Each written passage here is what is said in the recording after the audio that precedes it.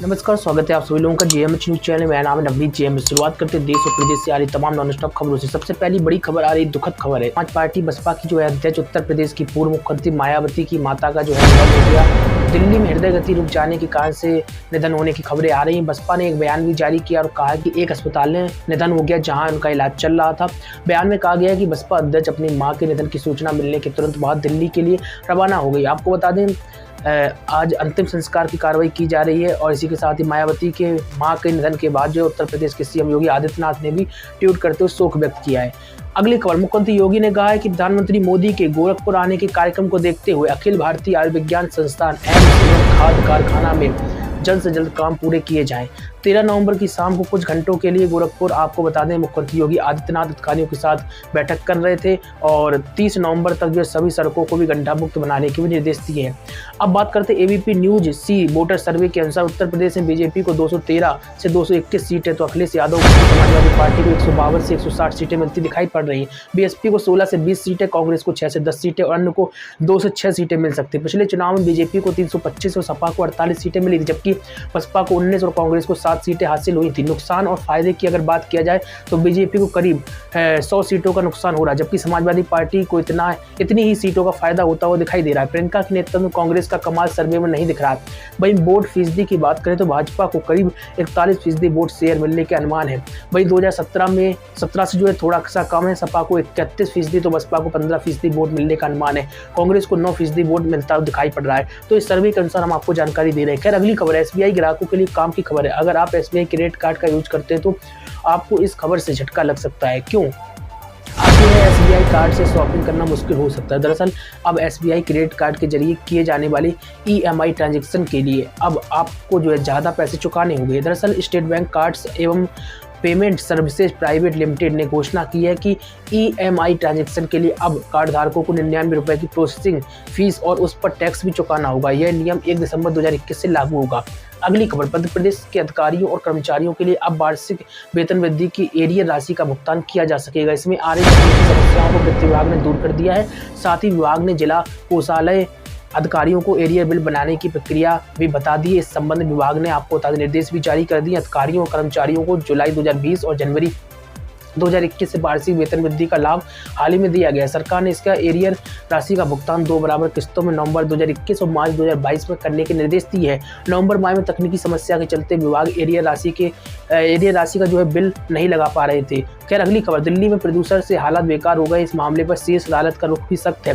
बिगड़े हालात को देखते हुए दिल्ली सरकार ने 1 हफ्ते के लिए स्कूलों में अवकाश का ऐलान कर दिया। दिल्ली के मुख्यमंत्री केजरीवाल ने आपको बता दें कहा है कि 1 हफ्ते तक सभी स्कूल बंद रहेंगे। स्कूलों में अवकाश घोषित करने का दिल्ली सरकार का ये फैसला सोमवार, यानी कि आपको बता दें सीएम के साथ ही आपको बता दें ये भी कहा गया है कि सरकारी कर्मचारी वर्क फ्रॉम होम करेंगे। दिल्ली के सीएम केजरीवाल ने कहा है कि 14 नवंबर 17 नवंबर के बीच कंस्ट्रक्शन से जुड़ी गतिविधियों पर भी रोक रहेगी। इस अवधि में कंस्ट्रक्शन से जुड़ी गतिविधियां की भी इजाज़त नहीं होगी। खैर, दिल्ली से ही अगली खबर, दिल्ली से कटरा जाने वाली वंदे भारत एक्सप्रेस में पूर्ण शाकाहारी माहौल उपलब्ध कराने के लिए Indian railway catering and tourism corporation IRCTC की योजना।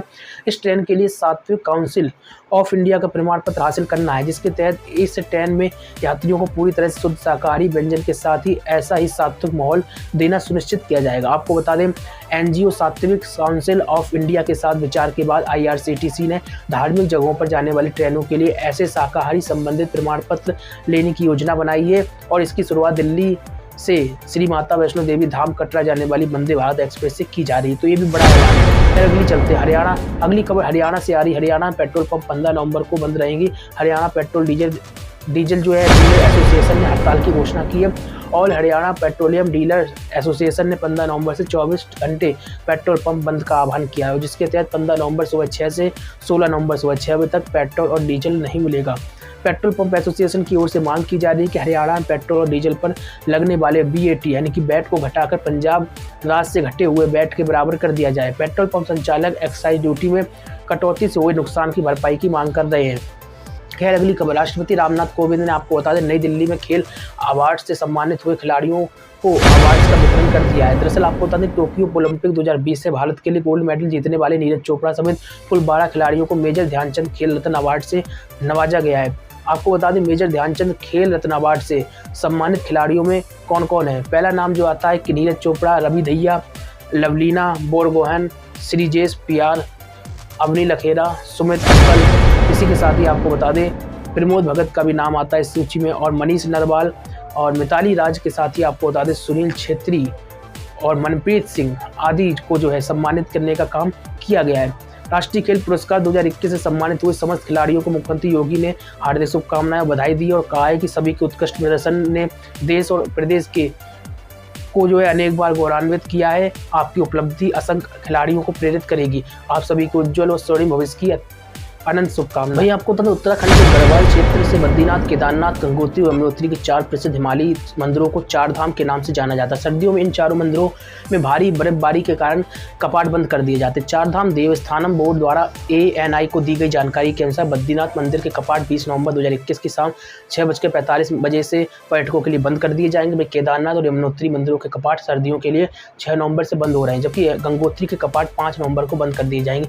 तो एक बड़ा ऐलान है। खैर अगली खबर, टेस्ट या टीकाकरण। उत्तर प्रदेश से देश में 30 स्थान पर 13.73 करोड़ वैक्सीनेशन डोज लगाने वाला उत्तर प्रदेश देश का एकमात्र राज्य है। कोविड टीकाकरण के लिए पात्र कुल 15 करोड़ प्रदेशवासियों में से अब तक 10.07 करोड़ लोगों को पहली डोज दी जा चुकी। वहीं CM ने वैक्सीनेशन को लेकर अधिकारियों के साथ आवास पर बैठक भी की है और बैठक में मुख्यमंत्री ने हर जिले में रात्रि 10 बजे तक जो है टीकाकरण हेतु आवश्यक दिशा निर्देश भी जारी किए हैं। खैर अगली खबर आपको बताते हैं, अभिनेता सोनू सूद की बहन जो है अगले साल होने वाले पंजाब विधानसभा का चुनाव लड़ेंगी। हालांकि वह किस पार्टी से चुनाव मैदान में उतरेंगी इस पर जो है अभी संशय बरकरार है।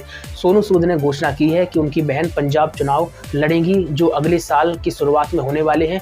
अभिनेता ने फिलहाल इस बात की जानकारी नहीं दी है कि वह किस पार्टी से चुनाव लड़ेंगी।